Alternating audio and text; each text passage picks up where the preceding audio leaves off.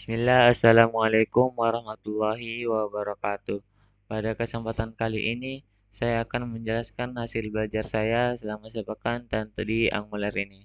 Sekarang kita masuk di bagian directives. Nah, pertama-tama, apa itu direktif? Jadi, secara sederhananya itu adalah direktif adalah instruksi yang diberikan Angular kepada elemen HTML untuk mengubah perilaku, tampilan, dan struktur elemen tersebut. Misalnya, ada button yang memiliki nama tambah. Nah, jika kita mengklik buttonnya itu, terus kita klik ulang-ulang, maka dia akan tidak memberikan hasil atau hasil tampilan tersebut.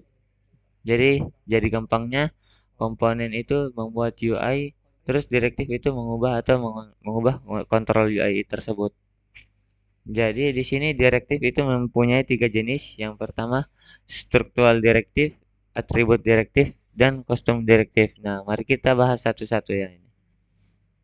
Oke, yang pertama itu kita masuk di bagian yang pertama yaitu struktur direktif. Nah, struktur direktif ini seperti NG template ini. Struktur div- adalah Struktur direktif adalah direktif yang dapat menambah atau menghapus dan mengubah struktur elemen. Misalnya, bayangkan jika ada sebuah ruangan ini, terus kita pakai is logged in. Seperti misalnya is logged in mana ya? Oh, enggak ada sini. Terus kita kondisinya kasih true, maka dia akan menampilkan sebuah teks misalnya selamat datang.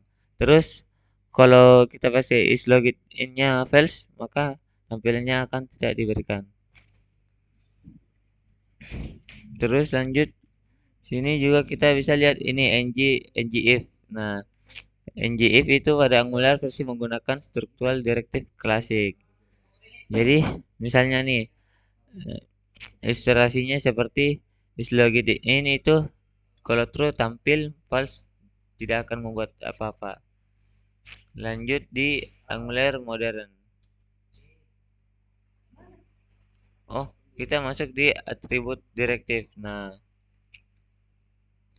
atribut direktif itu sekarang kita kalau struktural direktif mengubah struktur. Nah, atribut direktif ini lebih fokus mengubah tampilan atau perilaku elemen yang sudah ada. Misalnya, ada ilustrasi ini, ada HTML elemen yang tag button. Terus kita pakai atribut direktif yang mengubah warnanya, stylenya, ataupun behavior. Jadi, setelah kita mengklik, apa akan terjadi seperti itu. Contohnya dia pakai ng.class seperti itu. Seperti ng.class, ng.style, seperti itu ya. Dan perubahannya yang harus kita pahami itu struktural dan atribut itu fungsinya berbeda dan tag yang dia gunakan eh, seperti struktural itu dia menggunakan ngif dan ngfor. Terus atribut itu yang mengubah tampilannya dan perilaku, class dan style. Jadi dia itu masuk di bagian tampilannya. Terus kita masuk di bagian yang paling bagus nih, directive dot custom directive. Nah, ini yang paling menarik karena Angular memungkinkan kita untuk membuat direktif sendiri. Misalnya kita ingin membuat saat mouse yang diarahkan ke teks ini warnanya berubah menjadi kuning. Kita bisa membuatnya app highlight.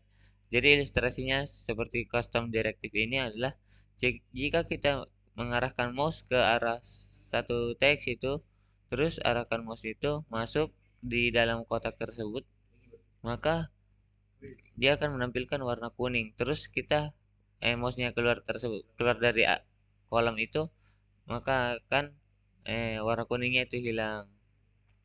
Jadi itu kita membuat perilaku tersebut dengan sendiri. Nah, gimana cara untuk membuat custom custom directive itu secara mandiri? Oke, kita tunggu dulu.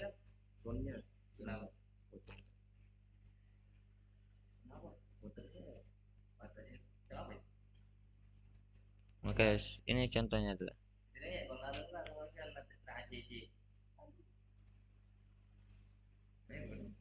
Nah, dia itu menggunakan sintaks ng.generate direct highlight. Jadi, ini adalah contoh membuat direktif dengan custom direktif itu. Lanjut, ketika kita juga ingin lebih atau singkatannya itu dia seperti ini. Tapi ini sama tapi dengan yang lebih singkat. Jadi grade di high directive seperti itu. Nah, seperti ini. Jadi tadi itu artinya adalah ng generate directive highlight. Ya, artinya seperti itu. Oke, lanjut kita masuk di pembahasan lagi yang tadi. Nah, mungkin sekian yang bisa saya sampaikan, kurang lebihnya mohon dimaafkan. Assalamualaikum warahmatullahi wabarakatuh.